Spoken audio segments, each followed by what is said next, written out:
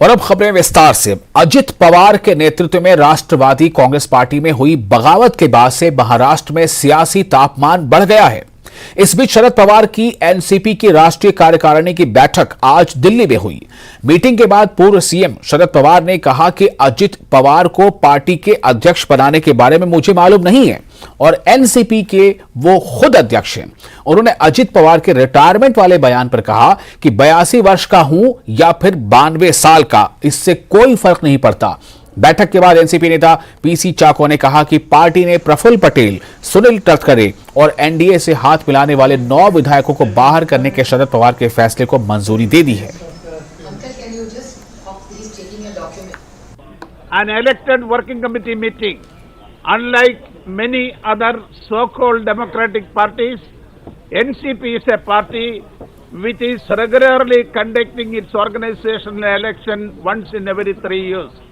We have 27 state committees, we have 400 district level committees, and we have nearly 3,000 block level committees, and then below that Panchayat level committees.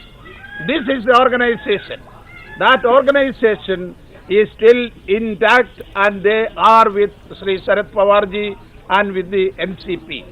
The working committee of the Nationalist Congress Party expresses its full faith and confidence in the Honorable President of NCP, Sri Sharad Pawar. Sri Sharad Pawar expelling Sri Praful Patel, Sri Sunil Tatkare and 9 NCP members of Maharashtra Legislative Assembly who have joined hands with NDA. मुझे खुशी है कि एक आज की meeting हमें हमारा हौसला बढ़ाने के लिए बहुत मजेदार हो गई। किसी ने कुछ कहा मुझे मालूम नहीं। अब तो मुझे एक बात पक्की है कि राष्ट्रवादी कांग्रेस पार्टी का मैं प्रेसिडेंट हूँ। दूसरा किसी ने अपने नाम पर स्टेटमेंट दे दिया, कुछ बात कही, तो बात कह सकते हैं, इसमें कोई इम्पोर्टेंस नहीं, कोई सच्चाई नहीं। ठीक है, तो कुछ भी कह सकते हैं, इसमें कोई सच्चाई नहीं। ये जो वर्किंग कमेटी की मीटिंग है, अथॉरिटी एज पर कॉन्स्टिट्यूशन हुई है, किसी ने कुछ कहा होगा, इसमें कोई इम्पोर्टेंस नहीं। महाराष्ट्र में एनसीपी में टूट के बाद अब पार्टी पर कब्जे की लड़ाई चल रही है। शरद पवार और अजित पवार ने एनसीपी पर अपना अपना दावा ठोका है और चुनाव आयोग को चिट्ठी लिखी है। इस बीच दिल्ली में शरद पवार के नेतृत्व में हुई राष्ट्रीय कार्यकारिणी की बैठक पर अजित पवार ने सवाल उठाए हैं। अजित पवार ने बयान जारी कर कहा है कि पार्टी के विधायक और पदाधिकारियों ने उन्हें अध्यक्ष चुना है, ऐसे में शरद पवार को कार्यकारिणी की बैठक का कोई अधिकार नहीं है। मामला चुनाव आयोग में लंबित है, इसलिए दिल्ली में आयोजित बैठक का कोई आधार नहीं है। बता दें कि अजित पवार ने बुधवार को चाचा शरद पवार पर तंज कसते हुए कहा था कि आईएएस अधिकारी 60 वर्ष की आयु में सेवानिवृत्त होते हैं, यानी रिटायर होते हैं। यहां तक कि राजनीति में भी बीजेपी नेताओं की रिटायर होने की उम्र 75 वर्ष है। आपने लाल कृष्ण आडवाणी और मुरली मनोहर जोशी का उदाहरण देखा है, ये अजित पवार ने कहा है। आप 83 वर्ष के हो चुके हैं, वो अपने चाचा को कह रहे हैं कि आप 83 वर्ष के हो चुके हैं, क्या आप रुकने नहीं जा रहे हैं? अपना आशीर्वाद दीजिए और हम आपकी लंबी आयु के लिए प्रार्थना करेंगे। या सगळ्यांचा अभ्यास जे आहे, अजित पवार यांच्या नेतृत्वाखाली ज्या वेळेला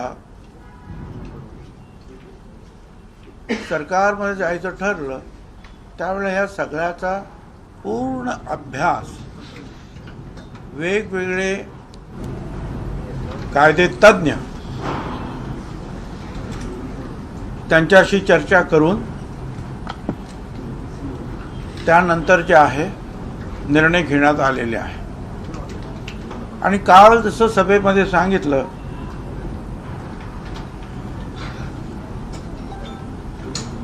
की या सगळ्या कायदे तज्ञांनी आम्हाला जे सांगितलं की असं जे ह्या मार्गाने गेलं तर कुठेही डिस्क्वालिफिकेशन होणार नाही। 2-4 कायदे तज्ञांशी चर्चा केल्यानंतर जेव्हा खात्री पटली, विश्वास बसला, त्यानंतर जे आहे पुढची पावलं उचलण्यात आलेली आहेत। एनसीपी में जारी सियासी लड़ाई के बीच कांग्रेस नेता राहुल गांधी ने दिल्ली में शरद पवार से उनके आवास पर मुलाकात की। एनसीपी में पड़ी फूट के बाद दोनों नेताओं की ये पहली मुलाकात थी। इससे पहले राहुल गांधी और शरद पवार पटना में हुई विपक्षी दलों की बैठक में मिले थे।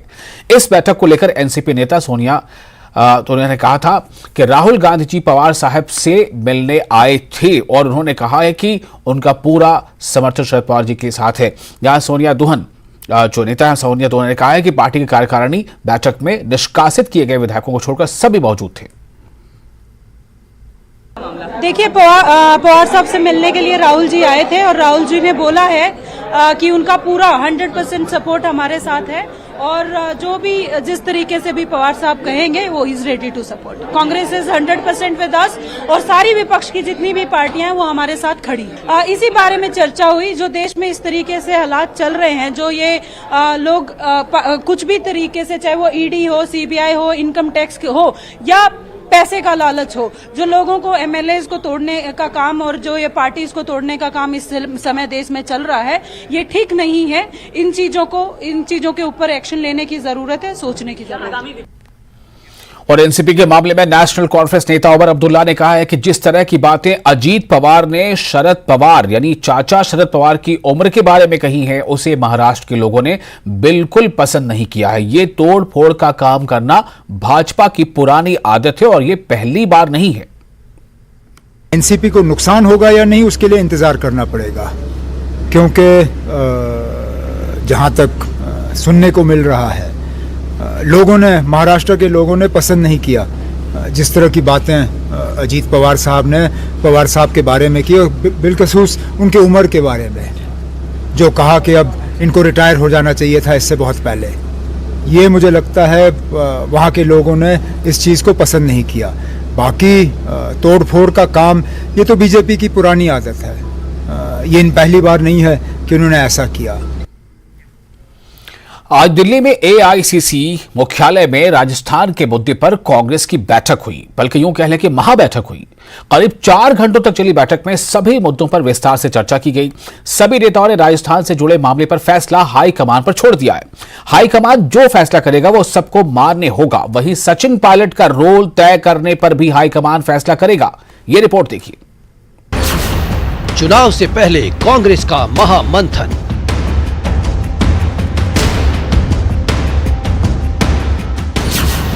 सरकार रिपीट करने पर किया गहरा चिंतन। आला कमान का फैसला ही सर्वमान्य। साथ रहेंगे, साथ लड़ेंगे और चुनाव जीतेंगे। ना सारी अच्छी चर्चा हुई और सब एकजुटता से मिलकर चुनाव लड़ेंगे। जी हां, विधानसभा चुनाव से पहले कांग्रेस ने अपनी जीत की तैयारी कर ली है और जीत की घोषणा भी कर दी है। दिल्ली में एआईसीसी मुख्यालय में राजस्थान के मुद्दे पर महामंथन हुआ। करीब 4 घंटे तक चली बैठक में सभी मुद्दों पर विस्तार से चर्चा की गई। बैठक के बाद कांग्रेस के संगठन महासचिव के.सी. वेणुगोपाल ने जीत का दावा करते हुए बड़ा ऐलान भी कर दिया। उन्होंने कहा कि सितंबर के पहले सप्ताह में ही विधानसभा चुनाव के उम्मीदवारों की घोषणा कर दी जाएगी और कर्नाटक की तरह राजस्थान में भी जीत का परचम लहराएंगे। One more issue we have decided to elect about the candidate selection. Candidate selection will be on the winnability basis. We are conducting several surveys. On the basis of winnability only, we will select the candidate, but it will be advanced. September 1st week में we will decide the candidate. Delhi में कांग्रेस के मंथन के बाद सभी नेताओं को सख्त निर्देश भी दिए गए। के.सी. वेणुगोपाल ने साफ कहा कि किसी भी नेता को पार्टी के बाहर जाकर बयानबाजी नहीं करनी होगी। पार्टी के अंदर की बात पार्टी में ही रहेगी और राजस्थान से जुड़े मामलों पर फैसला हाईकमान ही करेगा। हाईकमान जो फैसला करेगा वो सबको मान्य होगा। Everybody should follow strict discipline in the party. Whatever issues are there, they have to discuss inside the party.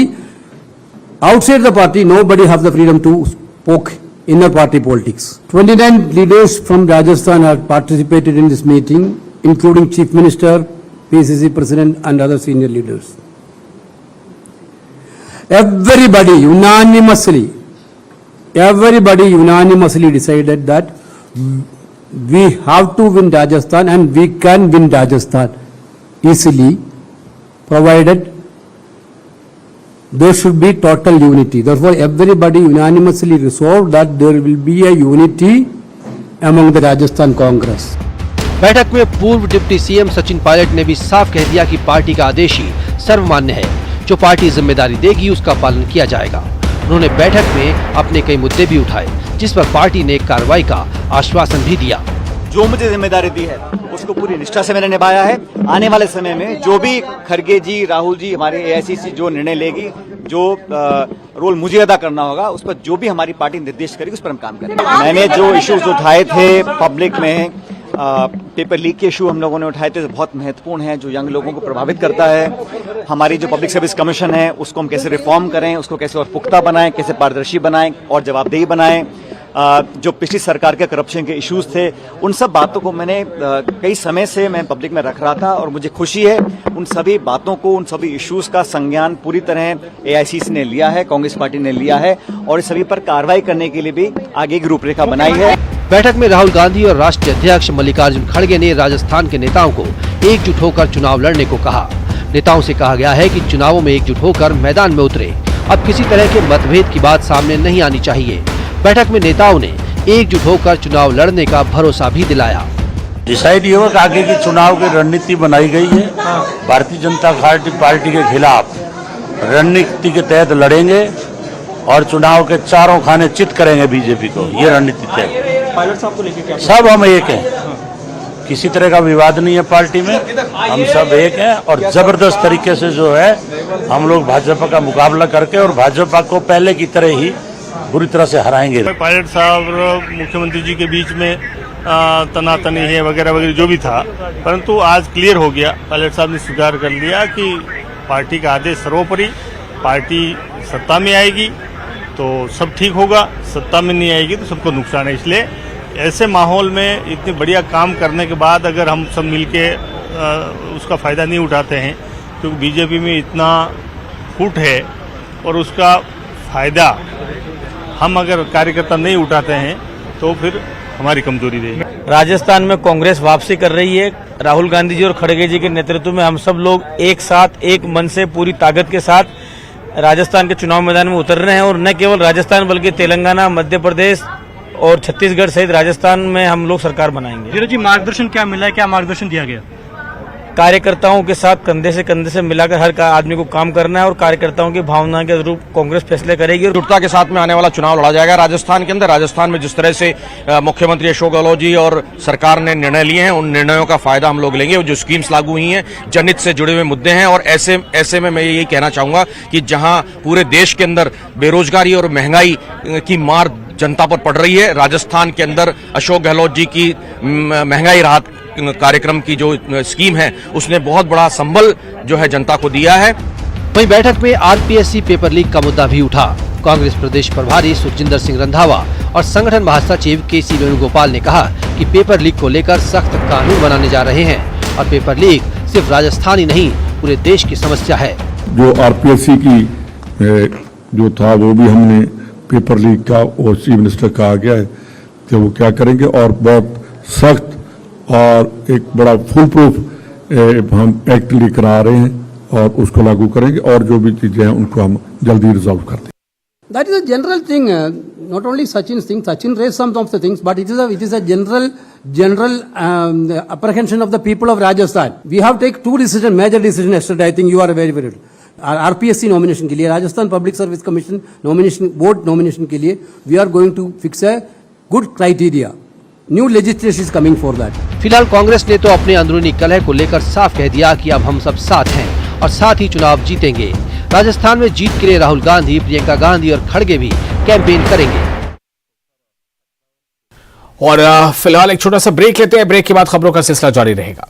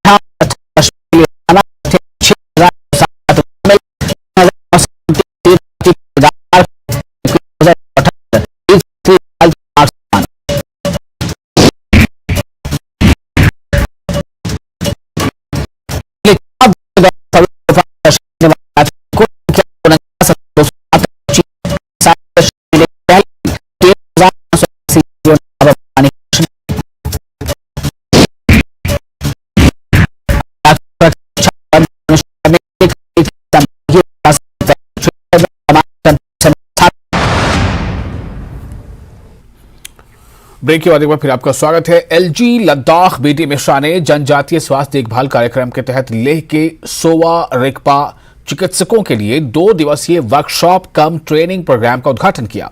इसका आयोजन national institute of Sowa Rigpa Ayush मंत्रालय द्वारा किया गया था। इस मौके पर एलजी लद्दाख ने कहा कि पीएम मोदी के तहत आयुष प्रणाली को बड़ा बढ़ावा मिला है। लद्दाख से बीजेपी सांसद जामयांग सेरिंग नामग्याल ने भी सभा को संबोधित किया।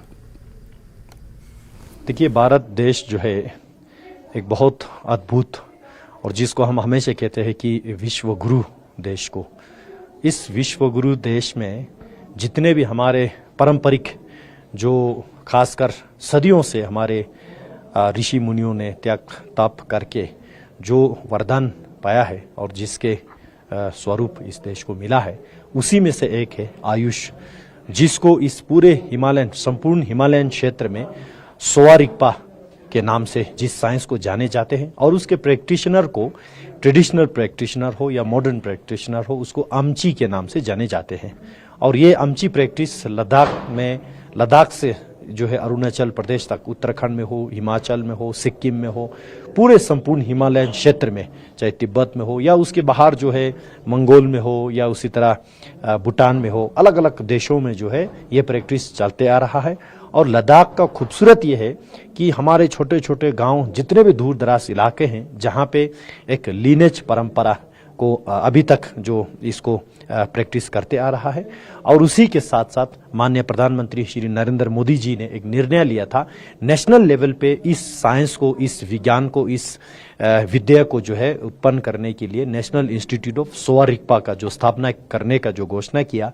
आज उसी national institute of Sowa Rigpa और यहाँ के अमची सभा सभी लोग मिलकर यहाँ पे 2 दिवसीय ट्रेनिंग एंड वर्कशॉप का कैंप जो है यहाँ पे आयोजित किया जा रहा है और जिसके जरिए हमारे जितने भी जो यंग जनरेशन है उसमें ये साइंस जो है, ये विज्ञान जो है, ये विद्या जो है उन पे इनकलकेट करे और ये पारंपरिक ट्रेडिशन जो है जिसमें कोई साइड इफेक्ट ना हो, ऐसे पारंपरिक जो है हमने इसको उजागर करना और केवल एक ह्यूमन हेल्थ, मानव स्वास्थ्य के लिए नहीं बल्कि पर्यावरण के लिए या जितने भी जो जीव प्राणी इस संसार में रहते हैं सभी लोगों के वेलफेयर के लिए ये प्रैक्टिस जो है हमेशा लंबे समय तक रहना चाहिए। उसी चीज़ों को ध्यान में रखते हुए आज यहाँ national institute of Sowa Rigpa के जो डायरेक्टर पद्मा गुरमीत सर जी के जो लीडरशिप में ये एक बहुत बड़ा एक वर्कशॉप के रूप में ये 2 दिन का जो कैंप यहाँ पे लगा रहा है और हमें पूरा उम्मीद ही नहीं बल्कि विश्वास है इससे हमारे लोगों को काफ़ी लाभ होंगे, जिनको सीखने में, जिनको प्रैक्टिस करने में और जिनको इनके लाभ लेने में। सांबा के रामगढ़ सेक्टर में कारगिल युद्ध के दौरान सिख रेजिमेंट के शहीद गुरदीप सिंह सोनी का 24वां शहीदी दिवस मनाया गया। शहीद जवान की आत्मा की शांति के लिए अखंड पाठ का आयोजन भी किया गया। शहीद गुरदीप सिंह सोनी के पिता मोहन सिंह और मां मंजीत कौर ने कहा कि हमें अपने बेटे की शहादत पर फख्र है। शहीद गुरदीप सिंह के पिता ने बताया कि उनके बेटे ने 6 जुलाई 1999 में कारगिल युद्ध में दुश्मनों को मुंहतोड़ जवाब देते हुए शहादत को गले लगा लिया था।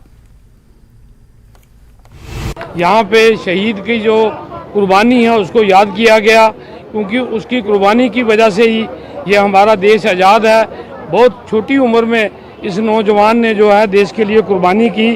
गर्व बहुत है, आज 24 वर्ष बन रही है, लेकिन मैंने उसी तरह लग रहा है कि गुरदीप सिंह सोनी आज भी मेरे पास है।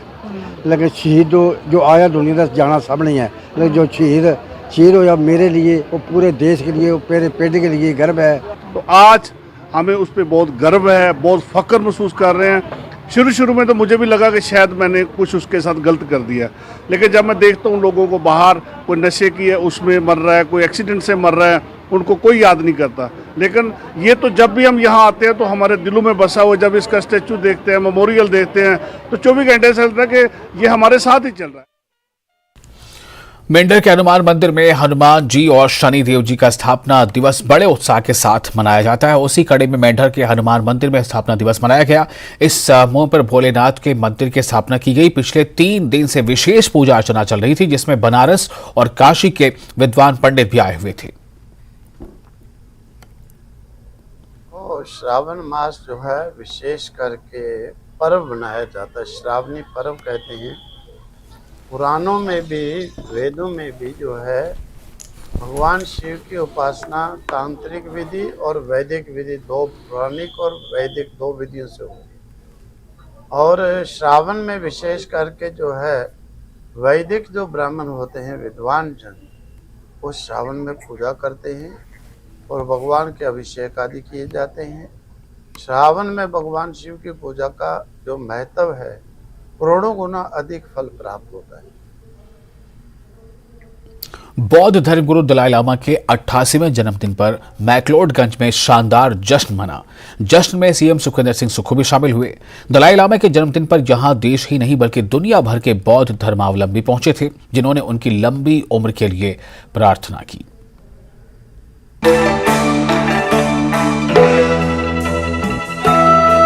बहुत बढ़िया लगा। बहुत बढ़िया लगा। क्या हुआ? आज मेरा गुरुजी के जन्म में मुझे बहुत खुश हुआ। क्या बात? You know, I've already met him twice this year, so I'm very, very grateful and I'm very lucky. And it's amazing to see the culture of Tibet, listen to the music, see them dance. It's amazing experience. Thank you. ये dance है जापानी, कलाकार भी जापानी, सिर पर टोपी भी जापानी, पर जश्न हिंदुस्तानी। ये दलाई लामा के 88वें जन्मदिन का जश्न है, जो सिर्फ 24 साल की उम्र में चीनी सैनिकों से जान बचाकर तिब्बत से भागकर हिंदुस्तान पहुंचे थे।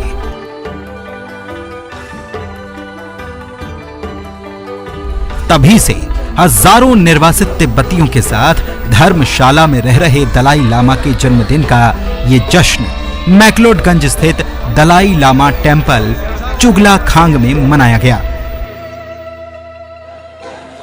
इस वक्त हम लोग ग्लोबल सिटी मैक्लोडगंज के चुगला खांग बौद्ध मठ प्रांगण में मौजूद हैं और इसको जो है दलाई लामा टेम्पल भी कहा जाता है। इस वक्त देखिए कि इसी दलाई लामा टेम्पल में जो है आज बौद्ध धर्मगुरु दलाई लामा ने अपना 88वां जन्म दिवस जो है वो बड़े भव्य तरीके से यहाँ पर सेलिब्रेट किया है। खुद वो यहाँ पर मौजूद भी रहे हैं और ये अपने आप में बहुत अहम हो जाता है जब खुद इस तरह की सेलिब्रेशन में दलाई लामा जो है वो पहुंचते हैं। और सबसे बड़ी अहम बात तो यह है कि आज इस खास मौके पर इसको और भी भव्य बनाने के लिए जो है इस प्रदेश के मुख्य हिमाचल प्रदेश के मुख्यमंत्री सुखविंदर सिंह सुक्खू भारी बरसात के बावजूद भी जो है चंडीगढ़ से पहली फ्लाइट के दरमियान जो है यहां पर पहुंचे हैं और यहां पर आकर उन्होंने दलाई लामा की इस सेलिब्रेशन में जो है शिरकत की है।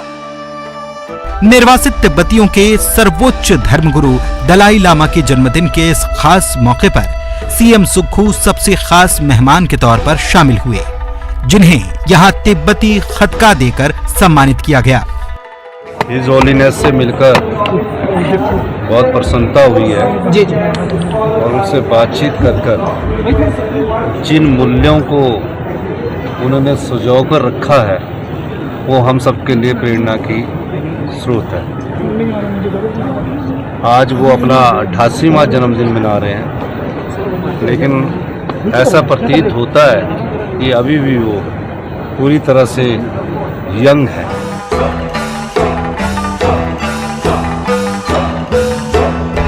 कुछ दिन पहले ही दलाई लामा ने कहा था कि वो अगले 20 सालों तक और जी सकते हैं और यहाँ उनके उससे भी ज्यादा साल तक जीवित रहने के लिए प्रार्थना की गई, जिसमें दुनिया के कई देशों के श्रद्धालु शामिल हुए।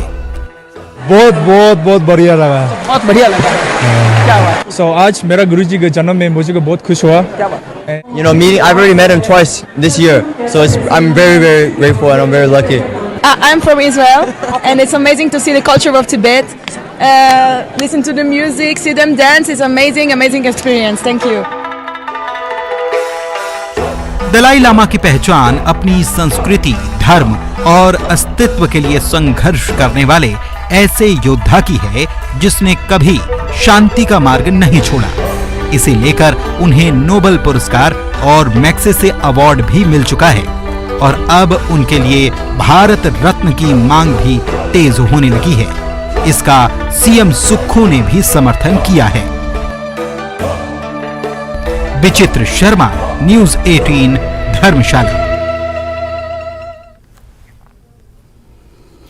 और इसके साथ ही इस बुलेटिन में फिलहाल इतना ही, लेकिन न्यूज़ 18 JK इस पर लगातार बड़ी और अहम खबरों का सिलसिला जारी रहेगा।